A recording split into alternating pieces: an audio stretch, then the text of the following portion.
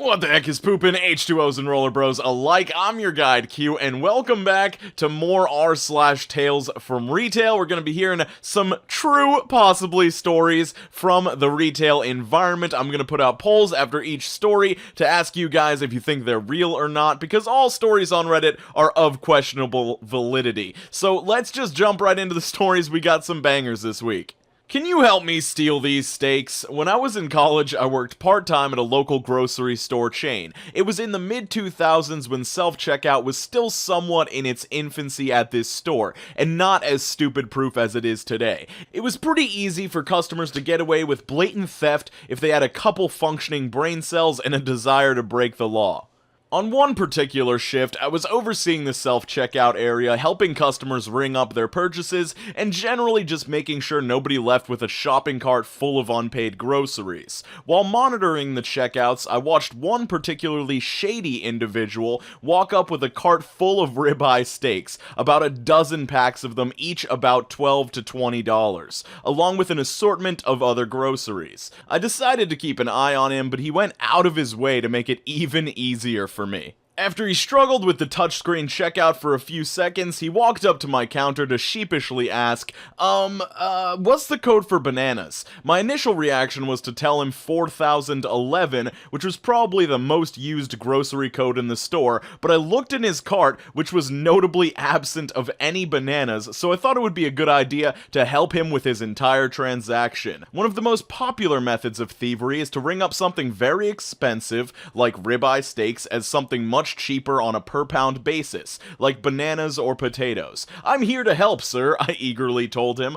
"I'll help you with your entire transaction to make sure you can check out as quickly as possible." Before he could object, we were at his cart, and I was scanning each individual item in his cart. $14 in steaks, $19 in steaks, $15 in steaks, over and over, followed by other groceries, altogether totaling over $200. He kept trying to stop me, but he knew he had screwed up and silently watched his bill grow higher and higher. When I gave him his total, I wasn't the least bit surprised when he responded, "Oh damn, sorry, I guess I forgot my wallet at home." So I wished him a good day and reminded him where the bananas can be found for his next visit to our store. I never saw him again. Pro tip, if you're going to steal from a grocery store, that's your moral/legal decision to make, but please, don't make it as obvious as this idiot. Asking for the code for bananas when you have no bananas in your cart. That is a level of idiocy that I never personally experienced in the customer service industry, but I do believe that it exists out there. This person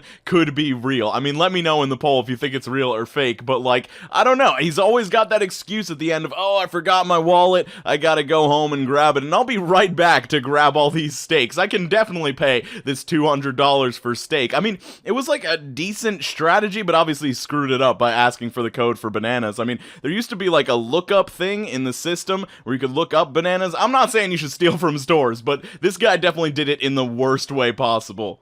So about 6 months ago, I was working my morning shift at a retail store. This was kind of a teenage, young adult clothing store, but in the mornings, my usual customers would be suburban soccer moms trying to buy hip things for their teenagers and middle-aged office-type men trying to seem younger than they really are. I was at the registers this particular morning, so I had a pretty good view of the entire store, and this couple walks in, and they are definitely not my usual morning customers. The boyfriend is holding his infant's bucket seat, which contains said infant in one hand and extremely focused on his phone in the other hand, so I can already tell I'm about to witness something amusing. The girlfriend heads straight for the new arrivals we would keep in the front of the store, and the boyfriend just kind of ambles along behind her, not really paying attention. Now, to give you some idea of this store's layout for this story, everything is extremely close together because all of the merchandise we have. The aisles are barely big enough for one person to walk through, so the girlfriend is walking from display table to display table, and the boyfriend is following behind, still focused intently on his phone, when I suddenly hear an extremely loud thump.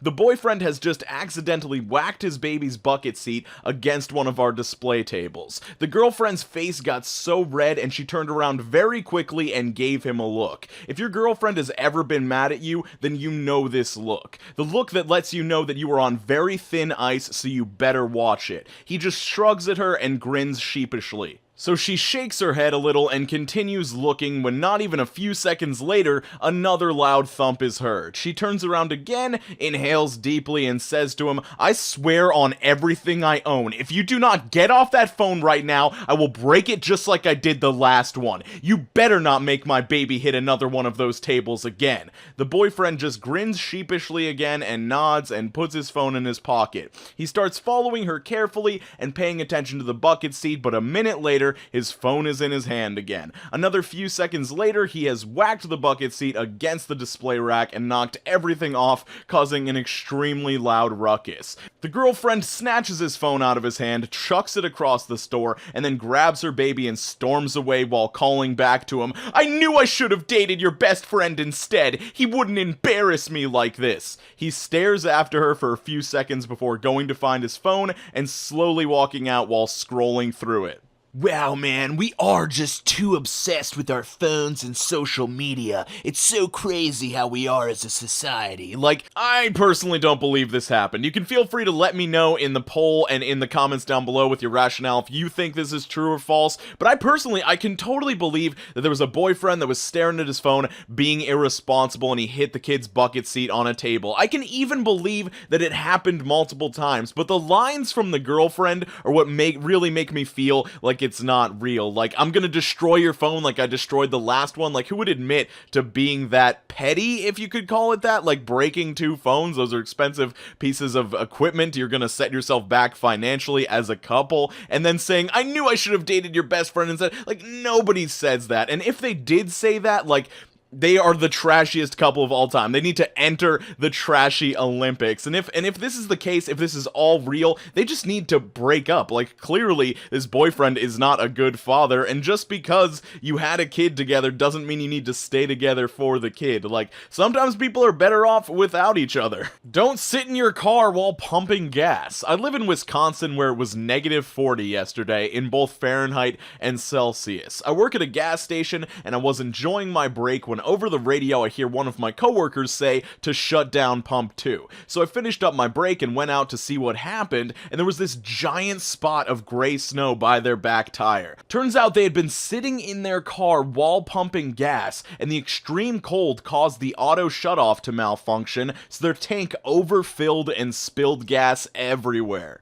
They came inside and tried to say that they should only have to pay for the gas that was in their car. We told them no, it's state law that you have to watch the pump while using it, so your negligence means you are liable for the gas. We then had a quick round of rock, paper, scissors to see who would go outside, and I lost. When I got out there, the gas had melted the snow, and then when it got diluted enough, refroze, turning a huge section in the front of the pump into slippery ice about a ½ inch thick. It took 10 to 15 minutes to break it up and shovel it all into the garbage bag and then put it by the hazardous waste bin out back. When I got back inside, I went into the kitchen, opened an oven, and stuck my hands in the hot air coming out until they thawed. A couple hours later, a second person did the same thing at a different pump, sitting in their car, not paying attention, and overfilled their car. One of my coworkers went out to clean it up, while the other coworkers printed out signs to tape to our doors telling people to stay by their pumps while filling up. TLDR, I don't care how cold it is, don't sit in your car while pumping gas, or some poor schmuck might have to spend several minutes in dangerously cold weather to clean up an environmental hazard.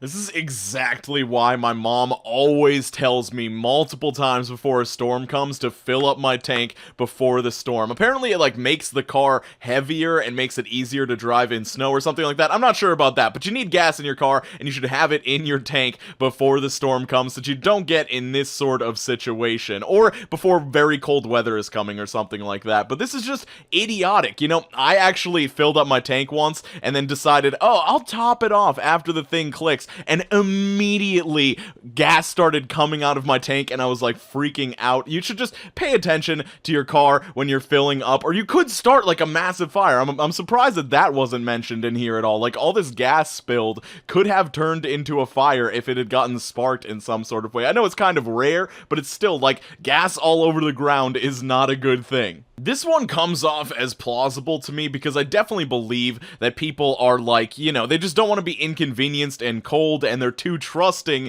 in the systems of the pumps to stop filling up their car when it clicks. But if something fails like this, you could end up spending more money and causing a possible hazard. So don't do this, but let me know what you think about the validity of all three of these stories. I'll see you guys very soon. Skate on to the best of your abilities. Let me know what you're thinking about r/Tales from Retail. Are you enjoying these stories? Do you want me to switch to different subreddits, or you're not really into it? I'm imagining if you made it this far, you're probably into it. But anyway, have a great day. Make sure you're drinking more water, and I will see you very soon. Peace.